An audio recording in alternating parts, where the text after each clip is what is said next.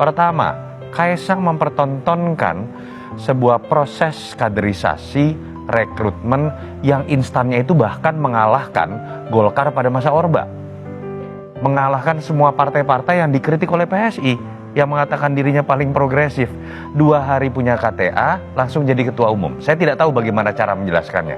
Ketika diajak berargumentasi, alasannya adalah kenapa menyerang Kaisang? Anda berarti menolak anak muda ya masuk dalam politik. Ini bukan tentang usia, ini tentang prosesnya. Yang kedua, dalam konteks Mas Gibran, tidak bisa dibandingkan dengan Mas AHY dengan Mbak Puan. Kritik itu betul. Kritik kita terhadap Mbak Puan, terhadap Mas AHY dalam konteks seakan-akan ada privilege di internal partainya, itu iya harus dilakukan.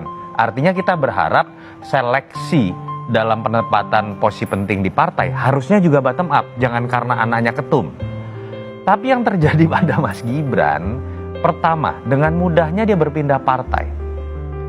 Yang kedua, dengan mudahnya juga dia langsung lompat kepada posisi jabatan cawapres. Konteks paling pentingnya bukan itu, tapi pada kalimat ketika ayahnya masih menjadi seorang presiden. Itu yang menjadi permasalahan utama. Tidak pernah seorang SBY melakukan hal tersebut. Mas AHY maju, bahkan hanya menjadi cagup DKI. Ayahnya tidak lagi berkuasa. Mbak Puan dipertanyakan terus, pasti nih Mbak Mega akan kemudian mendorong Mbak Puan 2024. Bahkan Ibu Mega tidak melakukan itu, memilih sosok Mas Ganjar yang dibaca dalam survei lebih diinginkan konstituen PDI Perjuangan dan masyarakat secara umum.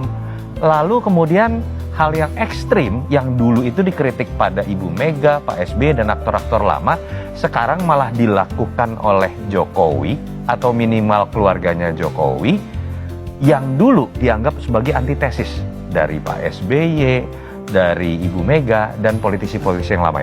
Itu hal ironis yang menurut saya ini bukan tentang 2024, tentang bagaimana Pak Jokowi dan keluarganya menempatkan menu yang berbeda, yang kemudian membuat imajinasi anak-anak muda terutama tentang demokrasi yang harusnya sudah dia lihat baik ketika Jokowi maju di 2012-2014, sekarang berbeda lagi nih. Kita setback ke 20 tahun yang lalu.